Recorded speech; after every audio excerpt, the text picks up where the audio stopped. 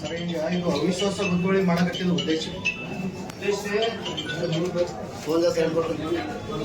ಫೋನ್ಗಳು ಸೈಲೆಂಟ್ ಇಡು.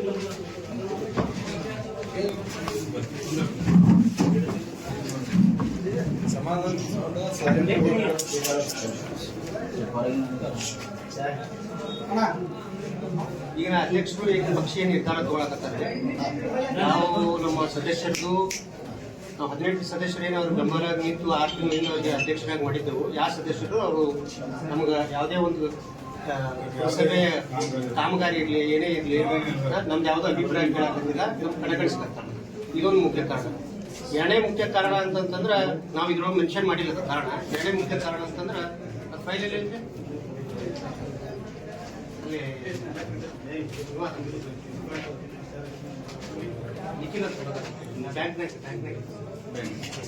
ಈಗ ಅಧ್ಯಕ್ಷರೇ 2-3 ಸಲ ಸ್ಟೇಟ್ಮೆಂಟ್ ಕೊಟ್ಟರೆ ತಮಗೆ ಗೊತ್ತಿರ್ಬೋದು. ಏನಂತ ನಮ್ಮ ತೆರಿಗೆ ಹಣ ಪೋಲ್ ಆಗತ್ತದ, ತೆರಿಗೆ ಹಣ ಪೋಲ್ ಆಗತ್ತದ ಅಧ್ಯಕ್ಷರೇ ಕೊಟ್ಟಾರ. ಅಧ್ಯಕ್ಷರೇ ಕೊಟ್ಟಾಗತ್ತಂದ್ರೆ ತಾವೆಲ್ಲರೂ ಇದನ್ನ ಗಮನಿಸಬೇಕು. ಇದು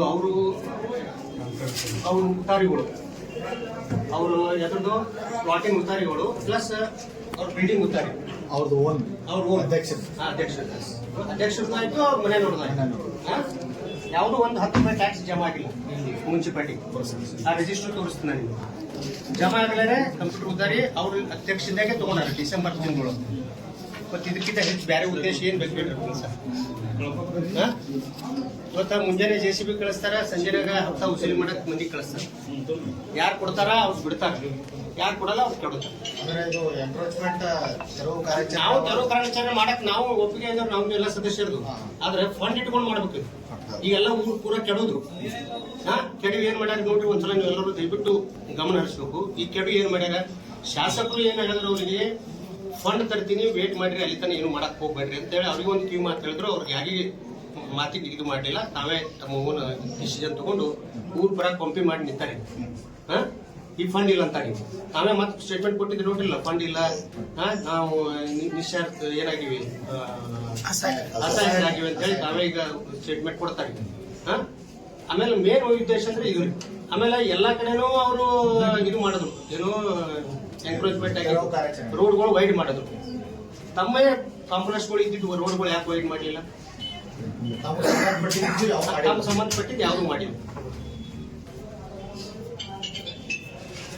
ಮತ್ 18 ಮಂದಿ ನಾವು ಯಾಕೆ ಅಸಮಾಧಾನ ಕೊಟ್ಟಿವಿ, 18 ಮಂದಿ ಮಾಡಿದವರೇ ಯಾಕೆ ಅಸಮಾಧಾನ ಕೊಟ್ಟಿವಿ ಅನ್ನೋದು ಕಾರಣ ನೀವು ಅವ್ರ ಹತ್ರ ಕೇಳಬೇಕು.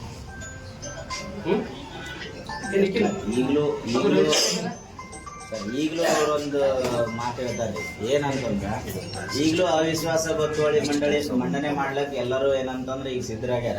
ಆದ್ರೂ ಎಲ್ಲರೂ ಸದಸ್ಯರು ನನ್ನ ಜೊತೆನೆ ಅದಾರ ಅಂತ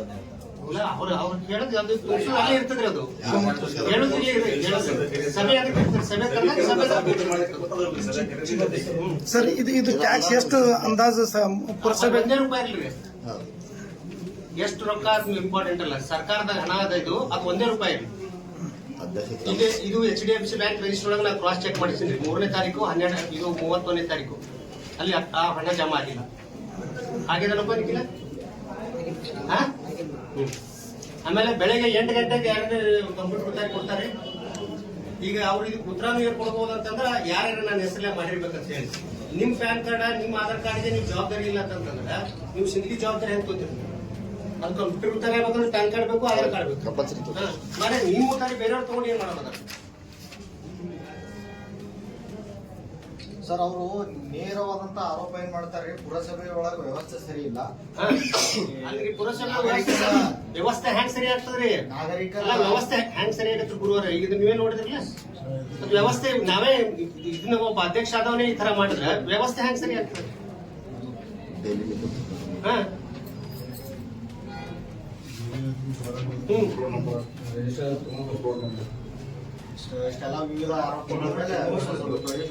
ಅಲ್ಲ, ಇದು ನಿಮ್ಗೆ ಹಂಗ ಅನಿಸ್ತದ? ಈ ಆರೋಪ ಏನು ಸಣ್ಣದ ಅನಿಸ್ತದೋ ದೊಡ್ಡದ ಅನಿಸ್ತದೋ?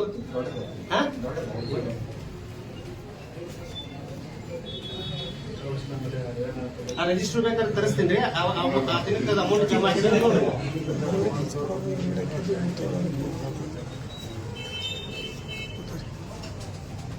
ಮತ್ತೆ ಎಲ್ಲರಿಗೂ ಬುದ್ಧಿವಾದ ಹೇಳ್ತಾರ, ಅವ್ರ ಆಕ್ರಮಣ ಮಾಡ್ಯಾರ, ಇವ್ರು ಆಕ್ರಮಣ ಮಾಡ್ಯಾರ ಅಂತ ಹೇಳಿ. ಇವರೇ ಮೊದಲು ಮಾಡ್ಯಾರಲ್ಲ. ಇತ್ತೀಚೆಗೆ ಮಧ್ಯರಾತ್ರಿ ಒಂದು ಶಿವಾಜಿ ಕೂಡ್ಗೆ ಅನ್ನೋರ್ ಮನೆಗೆ ರೇಡ್ ಮಾಡಿ ಈ ರೀತಿ ನಡೆಯುತ್ತಾವ ಅನ್ನೋದು ಅವರೇ ಬಹಿರಂಗಪಡಿಸಿದ್ರು. ಅವರೇನು ಪಡಿಸಿದ್ರು. ಹೌದು, ಅದು ಯಾವಾಗ ಪಡಿಸಿರೋದು? ಫೆಬ್ರವರಿ ಮಾರ್ಚ್ ಒಳಗೆ ಪಡಿಸಿದ್ರು. ಇದು ಆಗಿದ್ದು ಡಿಸೆಂಬರ್ ಒಳಗೆ.